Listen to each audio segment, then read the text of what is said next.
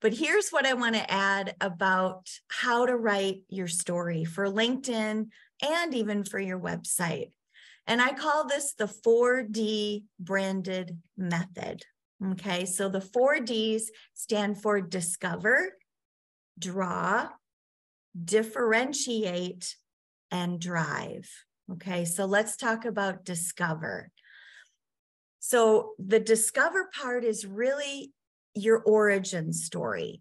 So how did you get started? Kind of your background, a little bit more, you're sharing a little bit more about your personality. Why did you choose speech pathology? So this should kind of show some of your brand values and your uniqueness in this part. And why, what's your decision on, why are you in speech pathology today? So that's kind of that discover piece. Then as you move into your story a little bit deeper, this is the draw part. So this is your passion story. Why do you do what you do? Kind of sharing your why. Why do you love it? Why do you love speech pathology? What inspires you and motivates you? Maybe there is that story that you had a speech communication delay growing up, or you knew someone or a family member overcame something. But this is kind of where you are drawing that recruiter or that reader about you into learning more about who you are and why are you so motivated to be in speech pathology. So that's that draw portion of the story. Next is the differentiate, I call it. And this is like your hero story, or you want to share something that you've done, that you've accomplished that was successful. So here you could kind of talk about your uniqueness and what sets you apart from everybody else. What is that special ingredient that helped you with this success story?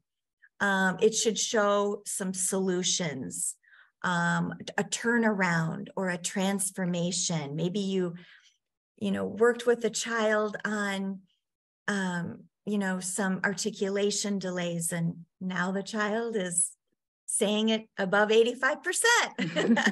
So that's the good yes, thing. We're meeting goals. We're meeting goals. Yes. What challenges did you overcome and how you succeeded? So share a great success story. And those can be success stories from their internships that they've been doing, right? Or from their volunteering that they've been doing. Yes, right. Absolutely. And then finally, that last part of that 4D method is the drive, okay? This is your sort of call to action.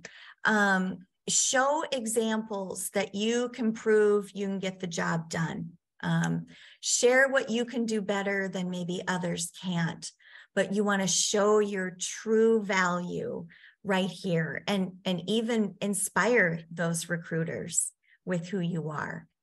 So I hope that helps in writing that story. You never ever want to just slap your resume in that about section, because if they want your resume, they're going to ask you.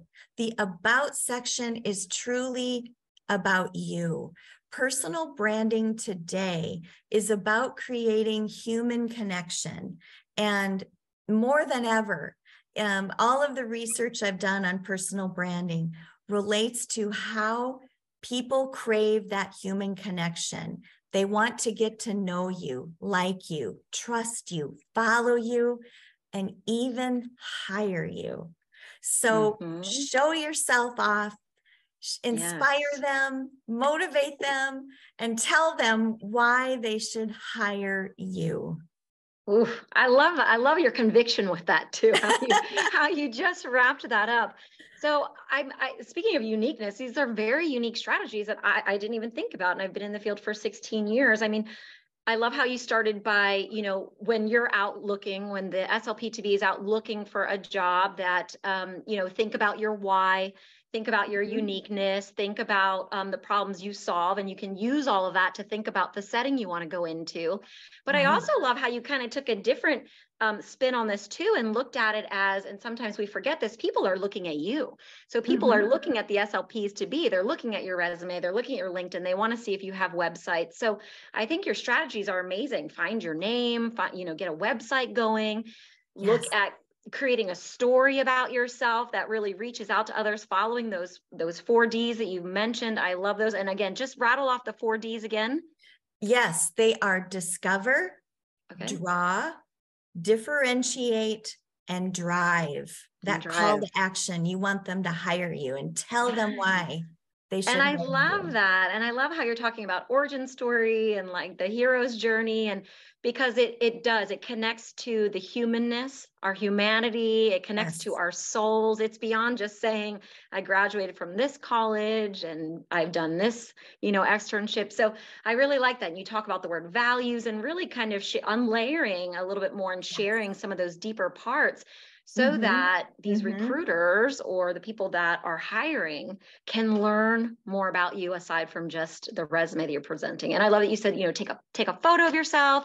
You don't have to spend a lot of money on a professional headshot, but you do want to look professional. You want to have this available for, a variety of sites. We learned in episode 1 not to put our photo on resumes, but we can take those photos and put them on, as you said, our website, our social sites. All wonderful strategies. Thank you so much for sharing these. Treva, if people want to learn more about all of these, like I said, you're talking about uniqueness. I mean, even these unique strategies, where can they find out more about you?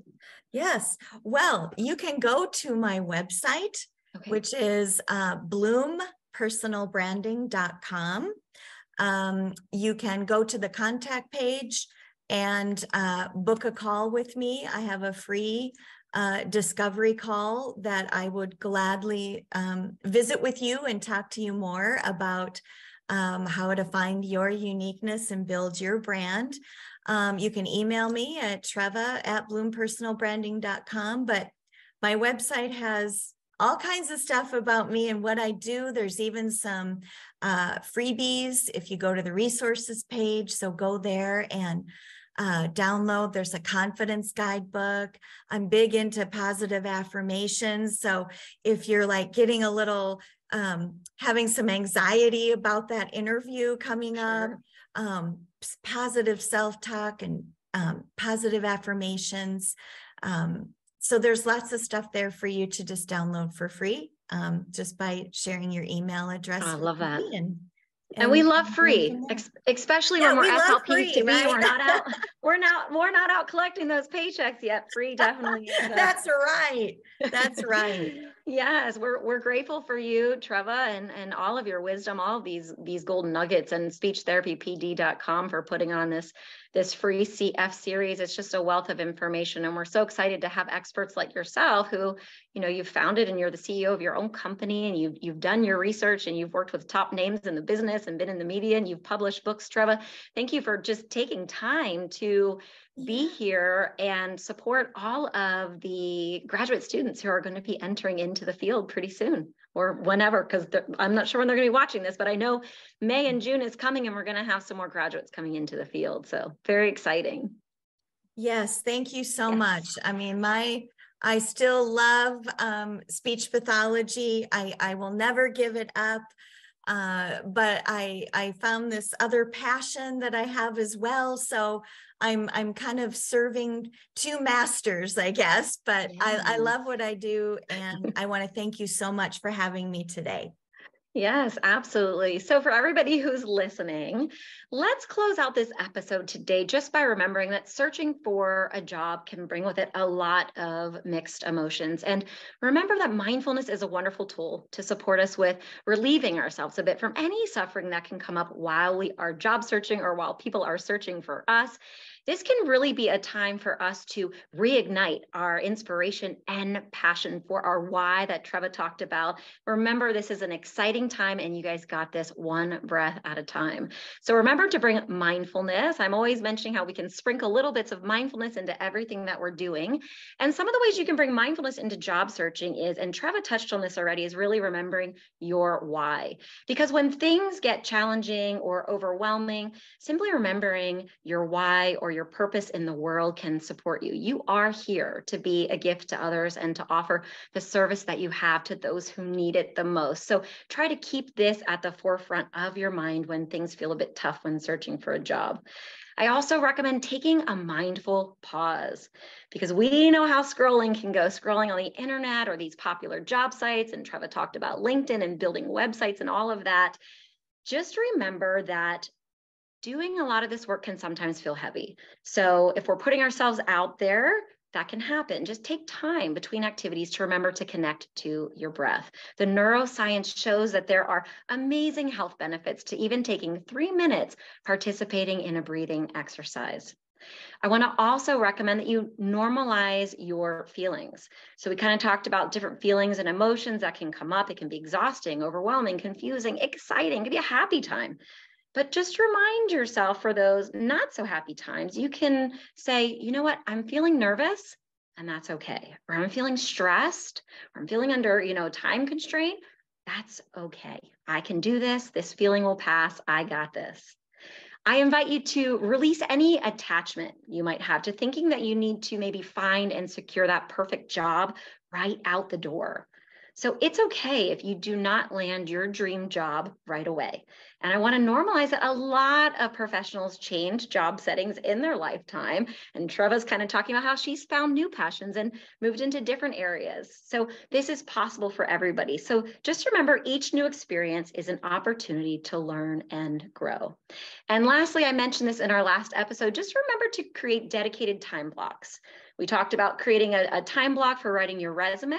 You can also set aside a dedicated time block in your schedule for searching for a job, because you won't be able to just go on to the computer, most people anyways, and just start searching for a job and find that job that you want right away in one night. This is going to be a process. So allow yourself some chunks of time in your schedule periodically to search for different jobs and allow more opportunities to present themselves over time. That's all we have for today. We are coming just at the end of our time here on our CF series. This is the journey for graduate students to CF, and we are providing you the roadmap for each step of the way, bringing in industry-leading experts to give you the wisdom you need and to answer those questions that you may have. We are so grateful that you are here and that you are watching, and we will see you back here again next week for the next step in your journey. Thank you, everybody. Goodbye, Treva. Thank you. Bye. Take care.